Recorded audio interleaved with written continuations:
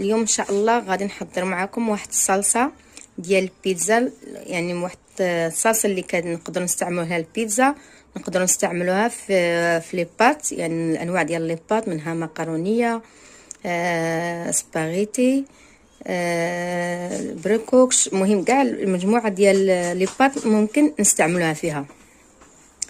عندنا الفلفله الحمراء، يعني عندي انا صغار هنايا درت واحد 5، الا كانوا كبار دير واحد 2.